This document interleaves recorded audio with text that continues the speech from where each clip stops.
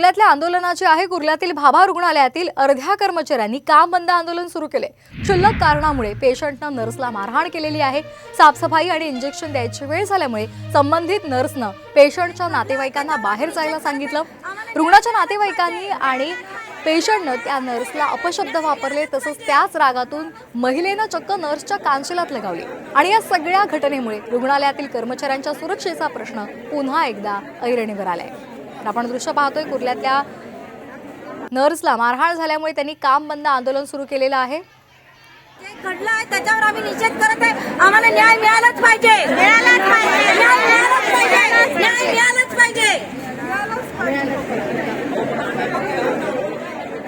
तर आपण पाहतोय, रुग्णालय कर्मचाऱ्यांची सुरक्षा रामभरोसे आहे। कुर्ल्यातील भाभा रुग्णालयामध्ये या परिचारिकांनी काम बंद आंदोलनाला सुरुवात केलेली आहे। रुग्णाच्या नातेवाईकांनी आणि रुग्णानं सुद्धा परिचारिकेला मारहाण केली, अपशब्द वापरले आणि त्याचा निषेध म्हणून या भाभा रुग्णालयातील परिचारिकांनी काम बंद आंदोलनाला सुरुवात केलेली आहे। बरेच नातेवाईकांना बोलवून आणलं। तिचे आई वडील आले, तिचे आई वडील मला अपशब्द बोलू लागले, ती सुद्धा अपशब्द बोलू लागली, शिवीगाळ केली आणि त्याच्यानंतर मी त्यांना म्हणजे काहीच बोलले नाही, कारण की मी ऑन ड्युटी आहे। त्याच्यानंतर पेशंटचा भाऊ आला, त्याने मला फोर्स केला की तुम्ही तिला सॉरी बोला, तरी मी त्यांना काहीच बोलले नाही। त्यानंतर थोड्या वेळाने पेशंट आली आणि पेशंटने मला कानाखाली मारली। तर आपण पाहतोय, कुर्ल्यामधली ही दृश्य आहेत। कुर्ल्यातील भाभा रुग्णालयातील अर्ध्या कर्मचाऱ्यांनी काम बंद आंदोलनाला सुरुवात केलेली आहे।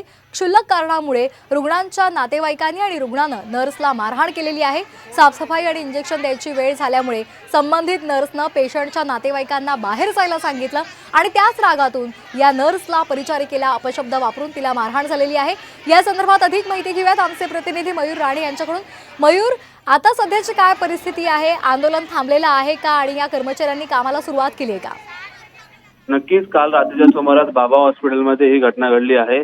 भाभा हॉस्पिटलमध्ये जेव्हा परिचारिका आणि साफसफाई कर्मचारी महिला वॉर्डमध्ये गेले असता पेशंटचे पेशंटचे नातेवाईक होते, त्यांना मात्र बाहेर जाणं सांगण्यात आलं होतं।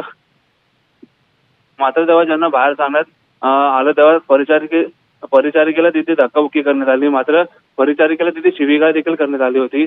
मात्र जे पेशंट होते, पेशंटने त्या परिचारिकेला मारहाण देखील करण्यात आली आहे। मात्र आता परिचारिकेकडून जो भाभा हॉस्पिटल आहे तिथे मात्र काम बंद आंदोलन करण्यात आलं आहे आणि आता घटनास्थळावर स्थानिक पोलीस आहे ते दाखल झालेले आहे। अगदी निश्चित धन्यवाद मयूर, आपण दिलेल्या या माहितीसाठी। तर पोलीस आता घटनास्थळी दाखल झालेले आहेत, त्यांच्याकडून अधिकचा तपास सुरू होतोय। धन्यवाद आपण दिलेल्या या माहितीसाठी।